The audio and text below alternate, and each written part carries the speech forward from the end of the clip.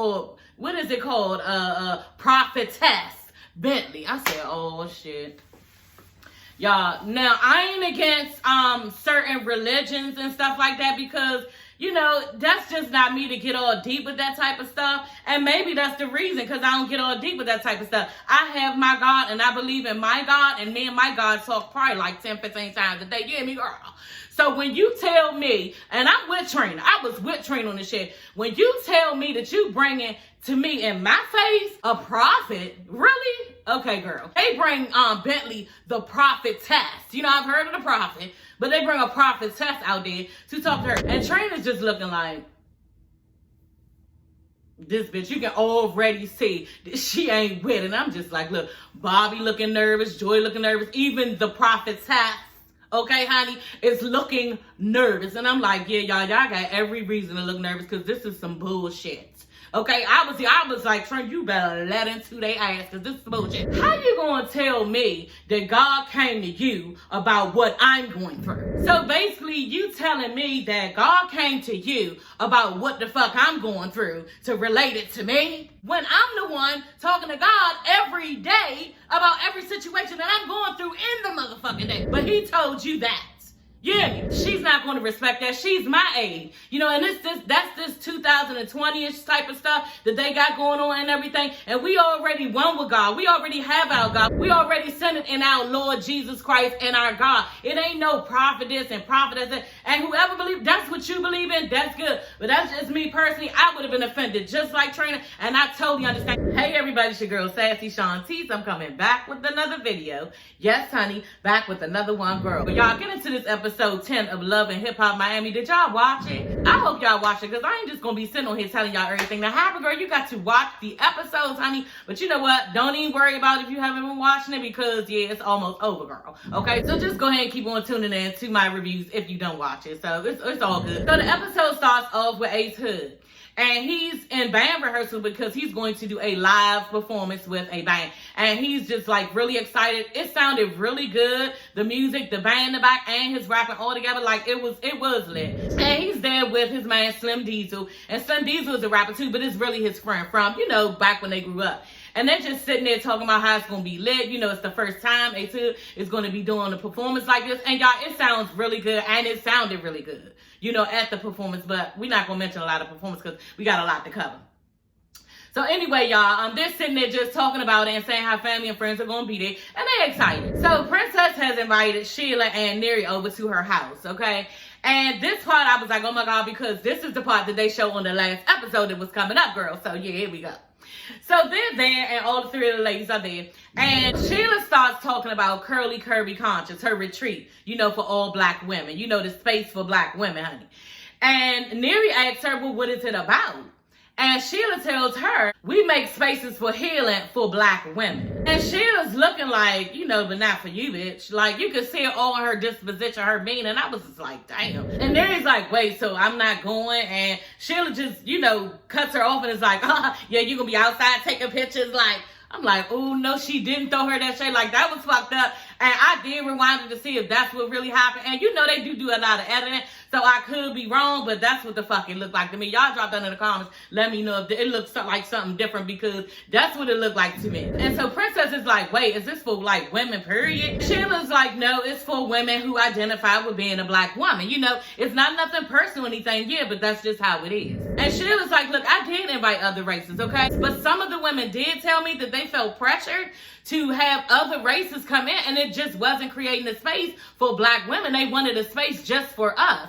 You know, and that's what that's about. So I don't want you to feel like you're being pushed out, or, you know, you're not invited or not included, but this is just what it is. And she lets them know, look, it's not nothing personal, but this is my loyalty to my community. Princess, look, bitch, you good. You know what I mean? You Filipino and black. This bitch is just Spanish. Like, it is what it is. I'm sure other races have, you know, groups where they invite each other, and this is just what it is. You got to respect it. So I really don't see what the need for was to keep going back and forth about it when this is just what it is. kids, you know? Like, we sell steak and potato, honey. You know what I'm saying? With a little bit of sangria on the side. You know what I mean? We don't sell hamburger and french fries with Coke sodas. Like, we don't do that. This is what it is, and y'all bitches need to respect it. So Neri goes on to say, you know, she should be able to come because she's married to a black man. She's raising black kids.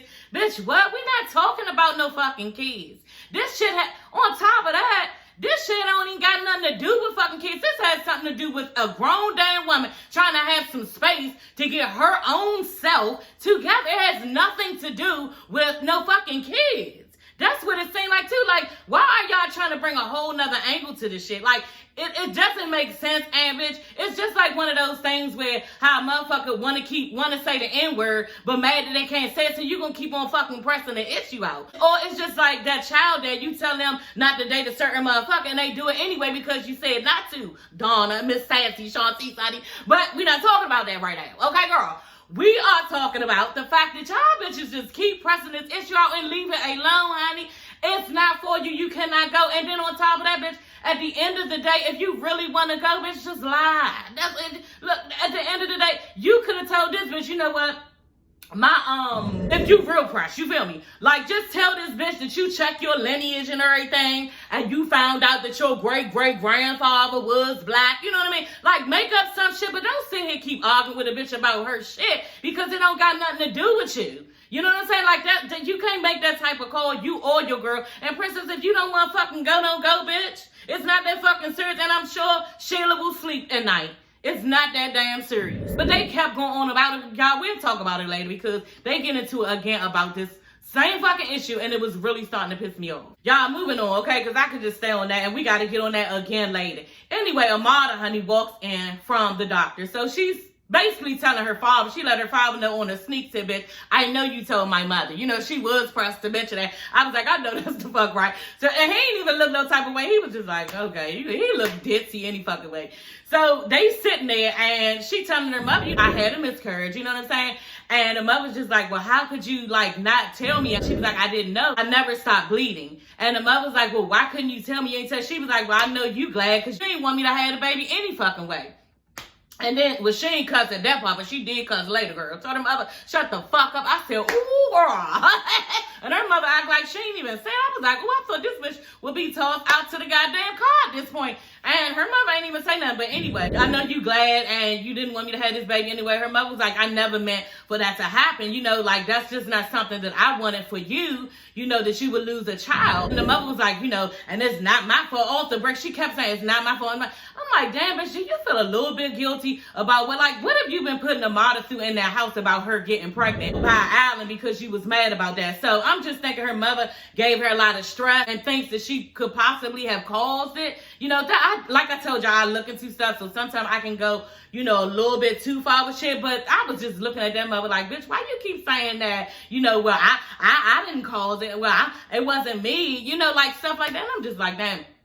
So anyway, she gets all mad. Start telling the mother, look, it's not even about you. You're making this situation about you right now, and it's not even about you. And then the mother was like, oh, I'm not. She said some short shit I don't even remember. But then Amada was like, look, why don't you just shut the fuck up, you know, and come over here and support me and give me a hug. The father gets up, starts going over there hugging her. The mother eventually comes up. And I was just like, damn. I mean, I know that you upset, girl. You know what I'm saying? But to tell your mother to shut the fuck up, girl, and that mother ain't even say nothing. It's okay for you to tell your mother that, but you be listening to her about, you know, what you supposed to be doing with your life and just really stressing about if you should listen to her or not. So which one is it? Like, that was confusing me. I didn't know Amada had the balls to go that hard to her mother, but y'all, anyway, Amada gets all mad out of nowhere. Y'all, it just seemed like she was putting on for the camera, honey. She just all of a sudden gets up, was like, I don't want to do this, take the mic off, and starts just like yelling and screaming. And the mother was saying something to Amada like, I had 6 cesareans or something. I'm just like, bitch, did you mean 6 miscarriages? Like, which one is? And then she said, I finally got pregnant with you. So you meant to say you had 6 miscarriages and you finally got pregnant with Amada. So yeah, that's what I took from that. And the father, he was just standing there like, bitches, Lord, y'all bitches is crazy. So Nori and Neri are at their son's basketball game, and here we go again, girl. Neri brings up the fact to Nori that this bitch Sheilah didn't invite her to the retreat, you know? And Nori goes on to tell her, I know how that feels not being able to fit in because Neri, his wife, is feeling like she don't fit in. And I did not know that Nori was black and Latina. But he's black and Latino. And he was telling her, look, I know how that feels because he could never fit in with the black side and then he could never fit all the way into the Latino side. So he was saying, yeah, I know how that is. And basically, they just chalked it up. He was like, well, if that's her establishment, that's what she want to do, just let her do it. You know, and she just was smooth about it and listened to her husband. She was just like, yeah, just let her go ahead and do what she want to do. But then later on, bitch, she brung it up again. So now everybody's gathered at Ace Hood's live band performance. You know, family, friends, Sheilah, Blondie. Okay, and I was like, oh, shit. So Blondie is there and she's in the back and Sheilah meets up with her. And Sheilah's just saying in her confessional that, you know, I just want me and Blondie to be able to get along, for her to respect me as Ace's wife, and just like move on from all of this that we've been going through and just like be a family. So y'all, this was some shade and I don't know if y'all saw, but this is what I felt. Okay, honey? So Blondie and Sheilah, you know, they tucked away in the back, about to talk, have a conversation, honey. You know, and it's not supposed to be anything raunchy, but so Sheilah tells Blondie that I hope Ace's growth doesn't drive a wedge between you and your son. And I'm just like, damn. So that's basically saying that, you know, she gonna get mad with the changes that he's making. Blondie's gonna get mad with the changes that he's making in his life because that's not the way that you live your life.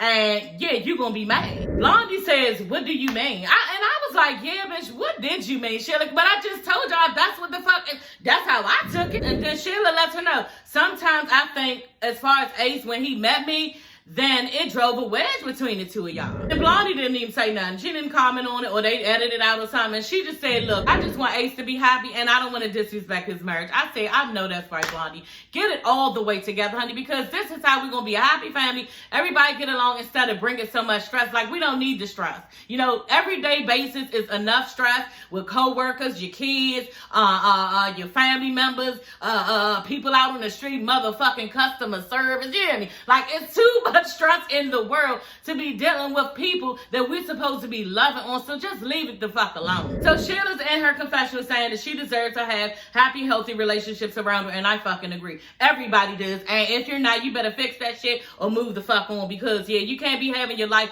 all messed up with a bunch of shit and turmoil and beefing and all this other stuff. It's just not healthy, y'all. So yeah, moving on. So y'all, Bobby and Joy, okay?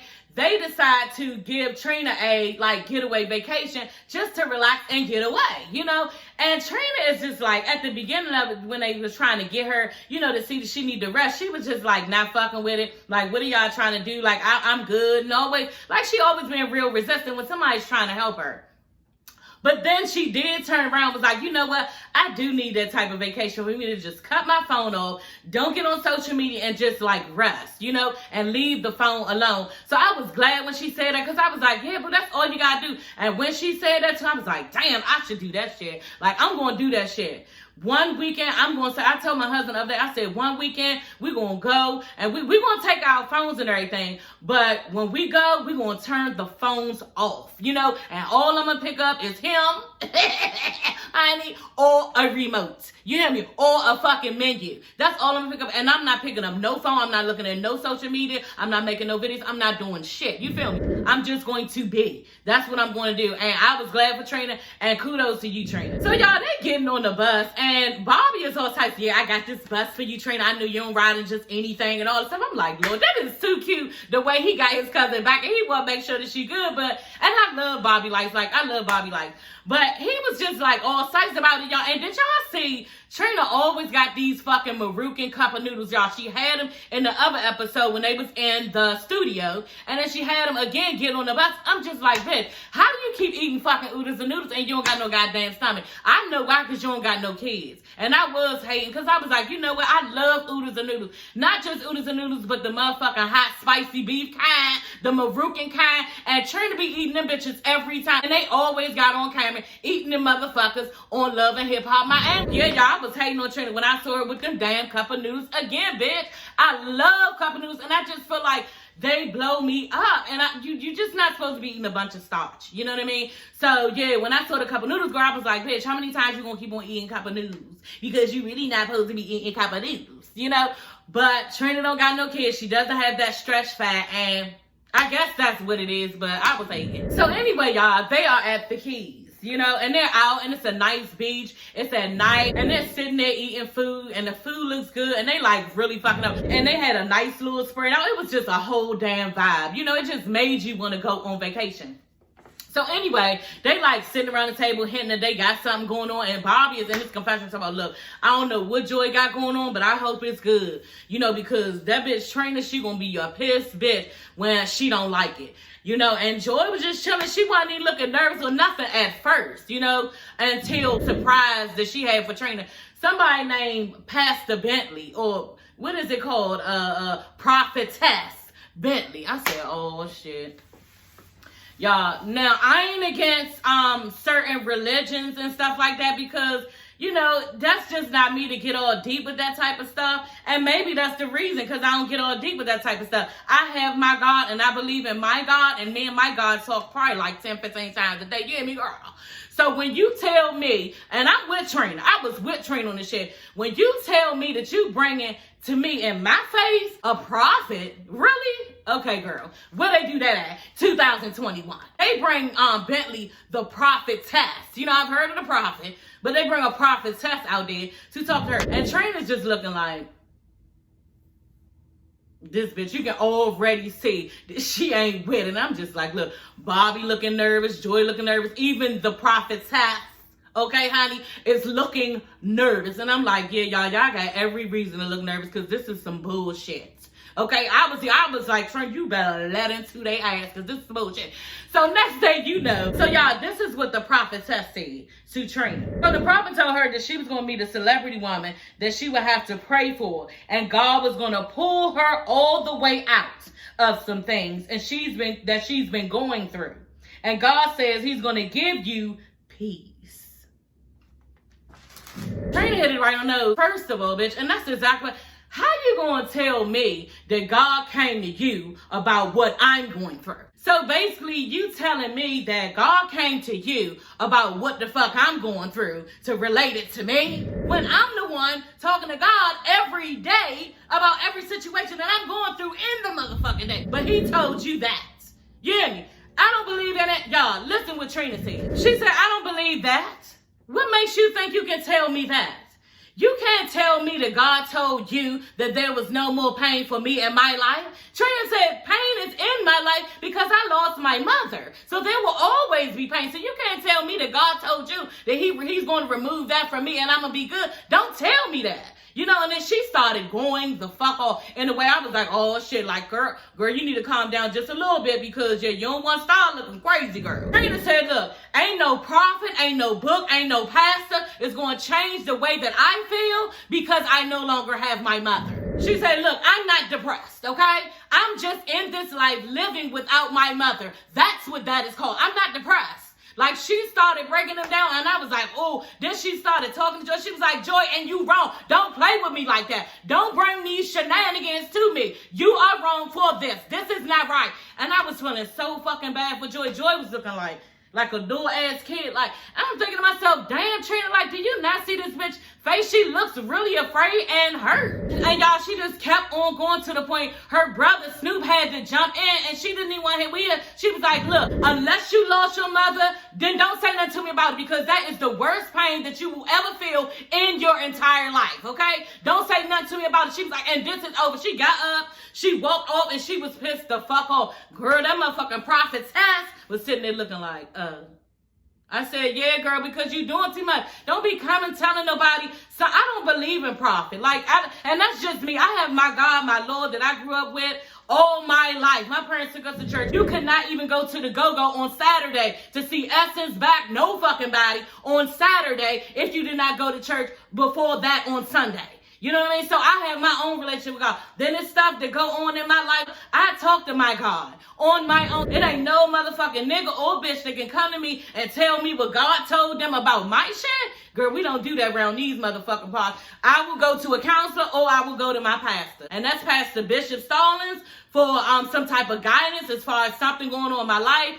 anything, or I will go to a therapist, and that's what Trina needs. I think she needs a therapist, because she's not going to respect that. She's my age, and that's this 2020-ish type of stuff that they got going on and everything. And we already won with God. We already have our God. We already centered in our Lord Jesus Christ and our God. It ain't no prophetess and prophetess, and whoever believes, that's what you believe in, that's good. But that's just me personally. I would have been offended just like Trina, and I totally understand. Now, do I agree with her going off on everybody around her, even the lady? I don't agree. I thought that was very classless, and I thought that it was mean. Because regardless, this lady, she came there to try to help you, and you went off on her, and I just don't believe in that. I have changed, but I probably, the change Donna would have went on her like that too. But in this day and age, I would have sat back and said, you know what, no thank you. I just don't believe in that, and I would like to deal with this situation on my own, But Trina, she's hot-headed. She's not going to listen to any of that, and yeah, it just went all wrong. So y'all, back on this situation. Amada invites Neri and Princess over to her house, and they're in the backyard. And Neri brings it up again how, she feels excluded, and Sheilah did not invite her to her retreat. And Neri is saying how she respects the fact that, it is her function, and, she's doing it the way that she wants to do it, but she feels like minorities could benefit, other races of women could benefit from, the retreat. And I'm just thinking to myself, bitch, it's not about that. You hear me? That's not what it's about. It's not about the beneficial of other motherfuckers. It's about the benefits of black women. So what don't you get? See, Sheilah's being really nice about it. She was really nice even at the end of the episode. But y'all, we're not going to keep doing this. I'm not going to keep on having this conversation with you. I can't even understand for the life of me why Princess is egging this bitch on, because Princess is the one fueling this too, because she feels like that's her friend. That's what she said in her confessional. She was like, that's her friend. She don't want her friend to be uncomfortable. Yeah, and basically she got a problem with it, and so I do too. Bitch, you up there fighting the fight ain't even yours. And if you don't want to be this bitch Sheila friend, then go ahead and don't be her friend, and you and Neri need to get the fuck off to the side. But the shit is just getting done anyway. So she trying to tell Amara, that she basically can have the shit, but it's not right that she don't have minorities, so minority women can learn, from black women too, and all this other stuff. And start also bringing up the fact that, again, she raising black kids and all this bullshit she trying to throw in, and it's just okay. Amada didn't even mention anything that Neri said. She just went on to talk about how she's surprised that Sheilah even invited her, because Sheilah invited her and she must have forgot, because 3 years ago when Love and Hip Hop Miami first aired, Sheilah was the one on social media with a lot of other people saying how Amara was blackface, she was putting on makeup to seem darker than what she really was. She was wearing the Afro wig. She wasn't being real with the culture and everything. And Sheilah said personally on some type of social media platform that she doesn't represent a black woman. So Amada's still salty about that. And yeah, I can see why, because that's not even kind of fucked up. That's fucked up, and I just want to know if Sheilah really did that shit. I cannot even wait till Amada approach the bitch about it, because I really want to know if Sheilah is that type of person. Now, is Sheilah the type of person, if she did say it, would she wiggle her way out of it? I think she would. And I think she could, because she knows how to express herself really good. So I'm waiting on that too, But I will be able to see if this bitch Sheilah is lying. So Amada is saying how, she just really hate that it came from Sheilah, because she likes Sheilah, And I was thinking to myself, damn, that's fucked up. Because, y'all know I fucks with Sheilah. That's my girl, And if I knew that Sheilah was being that way towards me behind my back and being 50, I'd be like, damn, that's fucked up. I will be her too. Okay, y'all. So Princess, starts talking to them about how she's half Filipino. Her father's black and her mother's Filipino. And her mother just didn't, know how to raise her properly as far as being a black girl. So she went to live with her father. And she's just saying how she felt like her mother could benefit for retreats like this, because it would have helped her mother to raise her, basically. And I'm just thinking to myself, there y'all go a fucking get. It's not about that. Okay? That's just like saying how, damn, I'm going to go get me a motherfucking massage today. It's going to be all about me. All about black women. Remember, y'all. I'm going to give me a massage. It's all about me. And then all of a sudden, a motherfucker come to me and say, excuse me, we're not doing massage today. We have a cycling class that we need you to go to, and yeah, you'll be doing that. Okay? Girl, like, y'all doing too motherfucking much. A motherfucker trying to chill, be in their little zone with just themselves, not no husband, not no fucking kids, not no in-laws, not no parents, nobody. They just want to be with themselves. They don't feel like dealing with no motherfucking kids. So why do y'all keep on just acting like it needs to be family oriented when that's not the whole gist of the situation? That's not what her company is about. And just fucking let it go. So y'all, Neri invites Princess and Sheilah out to her juice bar. The juice bar is coming up. It's really nice. And I really want to get into that. I haven't gotten into that. I got to do some research. But it's called juicing. And Mata was saying that she do. And I'm like, damn, that's tight. And I guess you can like lose weight. You know, I'm all for losing weight, you know, different ways. You know, as long as they're natural and healthy. So she's out there showing them, you know, her shop. And it's called Juicy. And they sit down. And Neri starts to tell Sheilah that, you know, I know I was at Ace's live performance, but I didn't want to sing fake if I didn't mention this to you now, you know, and I just want to mention to you that you're excluding minorities from your event. And Sheilah tells her, look, I do have empathy for that. You know, I do feel bad for you, bitch, that you really want to come and you can't. But it's nothing that I can do. You know, I have to protect my brand. That's what she told her. I have empathy and I have to protect my brand. When you're pro-black, people assume that you're anti something else, you know, but that's not what it is. She like, look, my mother and my sister are white, all white, you know, and all her siblings are white. Sheilah is black because her father is black. Her father and mother got a divorce, and then Sheilah just moved with her mother. So then her mother married a white man. So everybody in the house is white except for fucking Sheilah. You know what I'm saying? So just like Sheilah said, I'm not one to be against, you know, nobody. And I understand and have empathy for what you are going through. You know, but guess what? At one time, Sheilah felt excluded out, you know, because of her situation. And just like she said, I would never do that. I do have empathy. It's not that I don't care about the other races, you know, but at the end of the day, there needs to be spaces for black women. And that's what my company has created, a space for black women, y'all. So yeah, y'all, this episode was really enlightening, and it was also pissing me off. But at the end of the day, Sheilah ain't let up, and I was glad. So that is all for this video, okay? Don't forget to like, subscribe if you like this video. I review shows, clothes, shoes, a lot of stuff. Yeah, y'all, check me out for episode 11, okay, y'all? I will see you ladies and gents later. Bye.